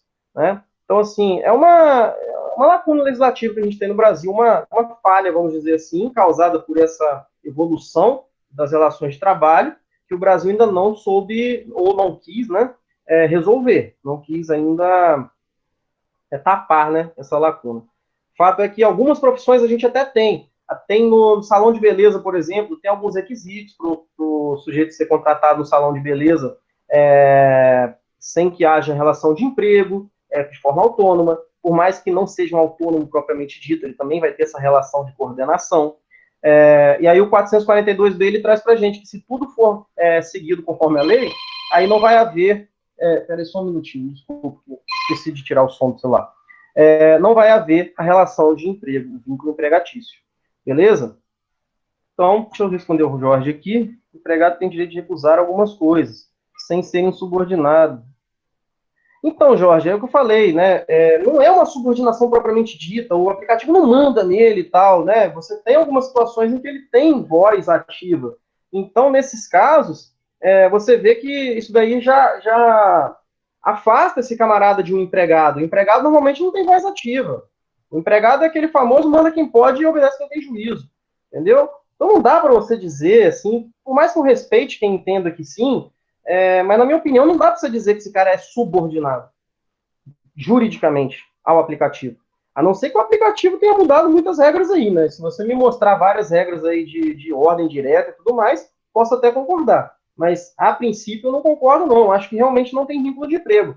E fico triste que não haja no Brasil ainda uma legislação específica para cuidar desses casos, porque em outros países, como eu acabei de falar, existe.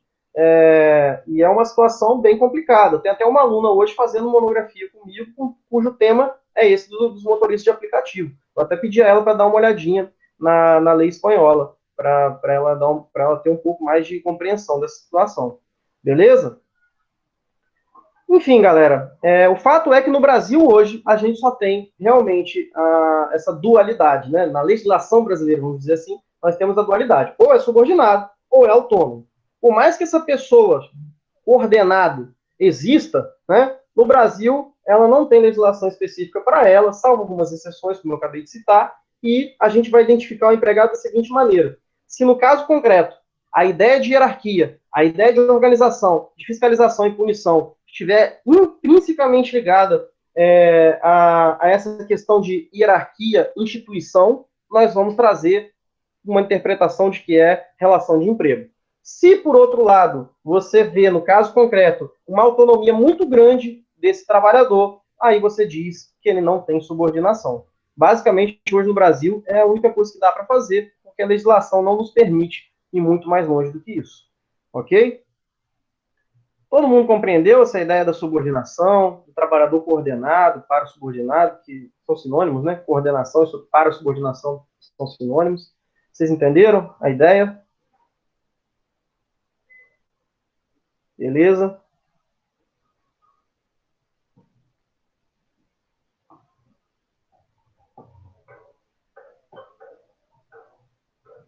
Tranquilo, né? Respondi você, Jorge? Tranquilo?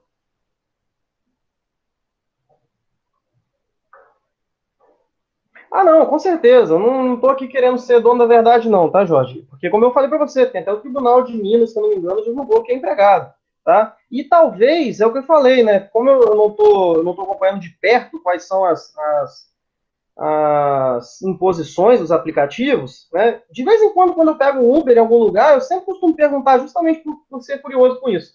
Mas como eu não tenho noção exata sobre quais são todas as imposições que esses trabalhadores têm, eu não tenho como dizer para você de uma forma também muito categórica que ele é ou não é empregado. Mas aparentemente, com as informações que eu tenho, se nada mudou tanto assim, na minha opinião, entendo que não é empregado. Embora eu também entenda que deveria haver uma lei específica para esse tipo de trabalhador, porque realmente eles estão passando por poucos e boas em algumas situações aí, certo? Bom, então vamos lá, Daniel. Muito boa sua pergunta, que eu já posso corrigir uma coisa que talvez tenha ficado na cabeça das pessoas aqui junto com a sua. Se é para subordinado, não é empregado, tá? Para ser empregado é subordinado. O para subordinado não é empregado, beleza? Na legislação estrangeira, tem até os nomes tipo semi-empregado, coisa assim, agora não me recordo certinho o nome, mas assim, não confunda não, tá? Trabalhador, se ele é para subordinado, ele é trabalhador. O representante comercial, por exemplo, ele é autônomo. Ele não é empregado. Como eu disse para você, na lei brasileira, a gente não tem, na lei especificamente ainda, a previsão do para subordinado. Esse daí é um fenômeno que a gente vê no mundo real, ok? E que mais cedo ou mais tarde, né, essa fonte material que eu estou falando para você vai acabar virando fonte formal. Pegou a ideia? Mas hoje ainda não virou. No Brasil, não. Em outros países, sim. Tá? Mas vamos lá, sua pergunta. Podem ter sindicato? Pode. Tá? Por quê? Porque no Brasil, o sindicato não precisa ser de empregado. Ele é de profissionais. Tá? Os profissionais podem ser empregados ou autônomos, não tem problema não. Tá? Pode ter empregado de profissional liberal. Perdão, sindicato de profissional liberal. Sem problema. Tá, Daniel? Mas assim, só não confunda o termo, tá? Se ele é para subordinado, ele não é empregado. Isso aí, Jorge. Patrão também. Patrão é da categoria econômica. Certo? Bom, então, finalizada aí a subordinação, vamos falar do último requisito, que é a onerosidade. Ok? A onerosidade, pessoal, ela é uma via de mão dupla. Quando eu falo de onerosidade de emprego, todo mundo já pensa no cascalho, né? O dinheiro. Óbvio, o dinheiro realmente faz parte dessa onerosidade. Mas não é só isso, ok? A onerosidade, na verdade, como eu disse, ela é uma via de mão dupla. O contrato de emprego, como vocês já estudaram lá no direito civil, eu posso falar essa palavra que eu acho que vocês não vão ter problema, né? Ele é um contrato bilateral, tem ali empregado e empregador, sinalagmático, né? É aquele contrato que tem direitos e deveres de ambas as partes. Ou seja, enquanto o patrão tem que pagar, o empregado tem que trabalhar, prestar serviço, beleza? Lembra que emprego é um tipo de trabalho, ou seja, envolve uma prestação de serviço, ok? Então, a onerosidade para o lado do empregado é a prestação de serviço, ok? E, por outro lado, a onerosidade pelo lado do patrão é a contraprestação com um contrato de emprego, ok? Nesse caso aqui, se vocês estiverem lendo algum livro, vocês vão até ver que tinha uma teoria da contraprestatividade, que não é adotada mais, que seria no sentido de que a contraprestação era a contraprestação do serviço. E não é. Porque nem sempre o pagamento vai se dar por causa do serviço. O pagamento se dá por causa do contrato. Tanto é assim que tem certas situações que o trabalhador não trabalha e recebe. Férias, por exemplo, ele fica um mês sem trabalhar e recebe até mais do que o mês que ele trabalha. Né? Então, é errado falar em contraprestação do serviço. Nós vamos falar em contraprestação do contrato. Beleza? É a onerosidade do empregador. O pagamento, ele nada mais é do que a contraprestação com um contrato de emprego. Beleza? Então, a onerosidade, basicamente, ela trata desses dois ramos. É oneroso para o empregado, porque ele tem que trabalhar. É oneroso pelo lado do empregador, porque ele tem que pagar. Beleza? Óbvio, tem outras também, outras obrigações envolvidas aí, né? Não só pagamento e prestação. Nós temos aí também deveres de boa-fé entre as partes, deveres do empregador de manter ambiente de trabalho rígido, e tudo isso a gente vai falar mais para frente. Mas a onerosidade, basicamente, ela vai orbitar aí em torno dessas duas características. Beleza, pessoal? A onerosidade é mais tranquilo de falar, né? Acho que não deixa muita dúvida para vocês. Dito isso, nós temos agora sim, nós sabemos e entendemos os 4 requisitos da relação de emprego. Né? Aí, como no shop aí para gravar, temos a subordinação, que é jurídica, a ideia de poder diretivo, poder disciplinar. Nós vamos estudar isso melhor depois na aula 5. Temos a habitualidade, que a gente identifica a partir da análise das 4 teorias do evento. Temos a onerosidade, que é essa ideia, essa via de mão dupla entre empregado e empregador, um presta serviço, o outro paga. E temos a pessoalidade, que é a ideia geral de todo trabalhador que tem que ser pessoa física, juntamente com a ideia, né, específica da relação de emprego, que esse trabalho tem que se dar de maneira personalíssima em relação ao empregado. O empregado pode ser substituído? Até pode, mas desde que seja de maneira que não seja, né, de maneira corriqueira, desde que seja excepcionalmente e ainda assim com o aval do empregador, com o conhecimento do empregador. Beleza? Então, com isso, nós fechamos os 4 requisitos da relação de emprego. Alguns livros vão trazer para vocês um 5º requisito. O professor Saraiva, se eu não me engano, ele pensava assim, o Sérgio Pinto Martins, em alguns livros dele, ele vai trazer isso também, que eu vou falar agora, que eles vão trazer a ideia de alteridade como requisito da relação de emprego. Tá? Porém, tem um grande problema em você considerar a alteridade requisito da relação de emprego. E o grande problema está na ideia de que nós aqui, enquanto estudantes do direito do trabalho, nós vamos fazer esse estudo de maneira científica. E quando a gente diz que direito é ciência, né, o estudo do direito é uma ciência, vamos estudar a ciência do direito, nós não podemos ter na nossa linguagem ambiguidades ou vaguidades, nós temos que ser certeiros. E eu não posso falar para vocês de maneira científica que alteridade é requisito de relação de emprego. Por quê? Por um simples motivo. Faça um raciocínio comigo. O que uma cadeira precisa para ser uma cadeira? Quais são os requisitos que uma cadeira precisa para ser uma cadeira? Vamos lá. Ela precisa de assento. Toda cadeira tem assento. Ela precisa de pés. Toda cadeira tem pés. Ela precisa de encosto, porque se ela não tiver encosto, ela é banco, não é cadeira. Né? E só. Cadeira precisa de braço? Não. Tem um monte de cadeira que não tem braço. Eu estou sentado numa cadeira agora que não tem braço. Ela pode ter braço? Pode. Ela vai deixar de ser cadeira se ela tiver braço? Não. Mas não precisa. Em outras palavras, para ser cadeira, ela só precisa ter essas 3 coisas. Não é isso? Assento, pés e encosto. Fora isso, eu não preciso de mais nada. Você vai ter cadeiras de diferentes formas, mas todas elas vão ter esses 3 requisitos. Por isso eu posso dizer para vocês que esses 3 requisitos são os 3 requisitos de uma cadeira. Agora, o fato de a maioria das cadeiras terem braço, vamos supor que a maioria das cadeiras tivessem braço, não quer dizer que o braço é um requisito para ser cadeira. Vocês entenderam meu raciocínio? Vamos para a relação de emprego agora. Toda relação de emprego tem pessoalidade? Tem. Porque se não tiver, não é relação de emprego. Toda relação de emprego tem subordinação? Tem. Porque se não tiver, não é relação de emprego. Toda relação de emprego tem onerosidade? Tem. Porque se não tiver, não é relação de emprego. Toda relação de emprego tem onerosidade? Tem. Porque se não tiver, não é relação de emprego. Quer dizer, onerosidade, pessoalidade, subordinação e habitualidade tem que ter. Se não tiver um dos 4, não é emprego. Agora, toda relação de emprego tem alteridade?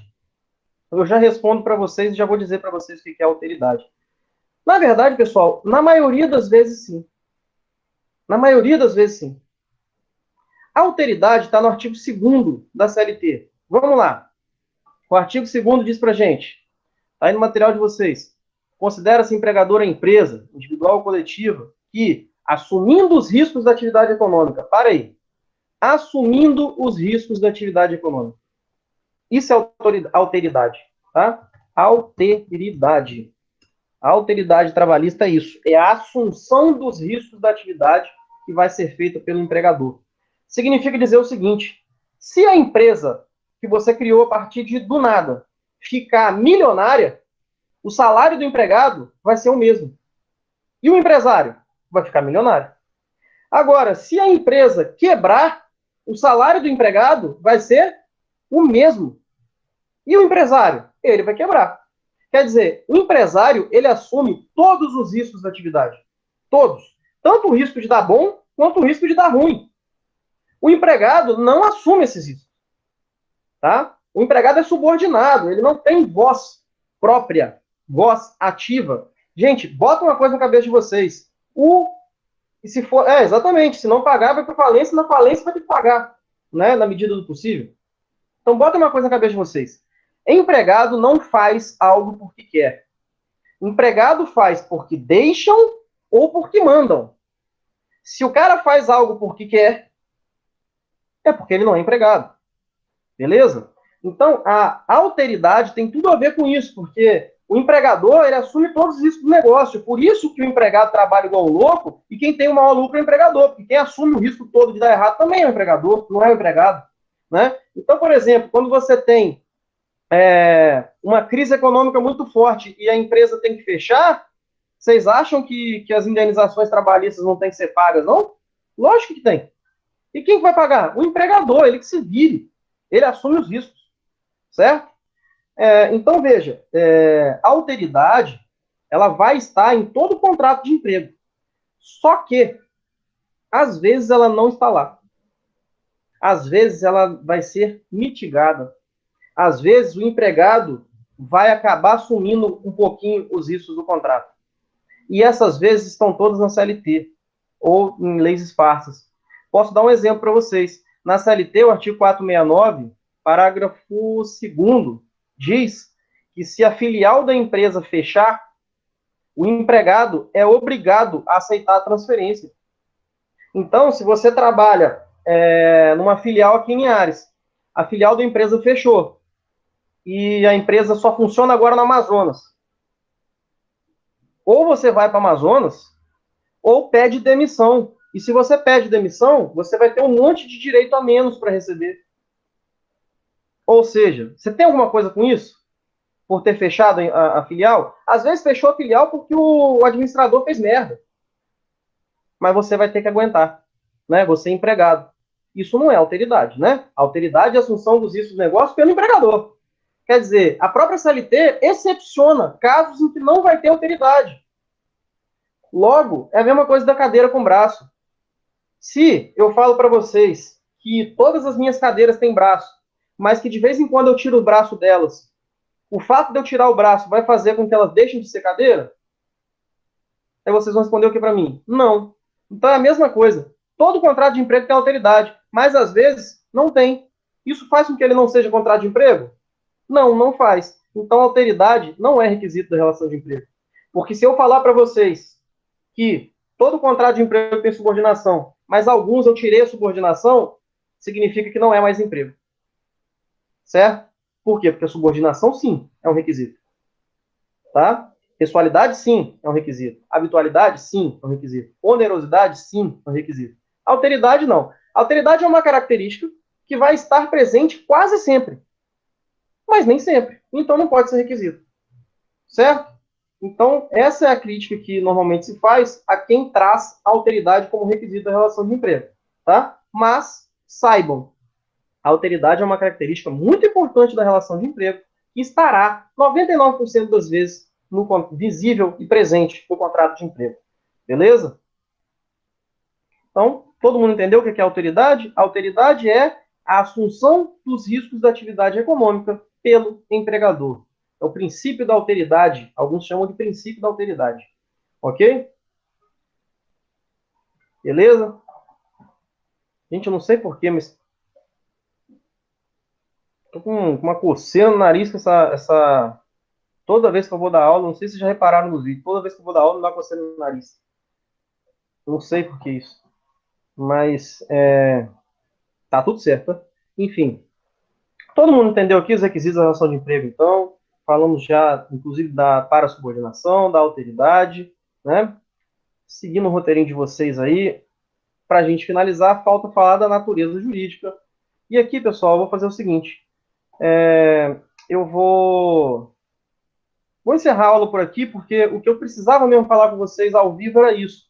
Essa partezinha final eu vou fazer um vídeo gravando, igual a gente fez na semana passada, para finalizar o roteiro 2. Eu vou fazer agora para finalizar o roteiro 3 e já vou até emendar começando o. Não, se bem que não, o roteiro 4 eu quero fazer direto com vocês. Tá? Mas depois, na verdade, o roteiro 3 agora, a parte que eu queria, que era essa. E o roteiro 4, que tem uma boa parte dele que eu preciso fazer ao vivo, são os que eu vou levar mais tempo com vocês. Depois disso, a maioria já está até gravado, o resto eu vou gravar porque não tem tanta complexidade. Tá? Quis fazer essa daqui com vocês justamente por ser um pouco mais. Por ser um pouco mais novo, né? Muita coisa nova, mas o resto até que vai ser tranquilo para vocês. Tá? Independentemente, gente, se eu estiver fazendo aula assim, ao vivo ou não, vocês sempre podem tirar dúvida comigo, tá? Vocês têm meu telefone, vocês têm meu e-mail, a hora que vocês quiserem, é só mandar mensagem. Não prometo que eu respondo na hora, mas às vezes eu demoro um pouco, mas eu vou acabar respondendo. Tranquilo? Então, por hoje, acho que vou ficar por aqui com vocês. Já informação pra caramba. Espero que tenha ficado claro até aqui. Tudo bem? No vídeo, inclusive, eu vou resolver as questões. Então, para quem não fez as questões ainda, já façam aí de uma vez, que a gente vai acabar resolvendo as questões no vídeo. Beleza? Gente, um grande abraço para vocês. Ide em paz e que o Senhor vos acompanhe. Valeu!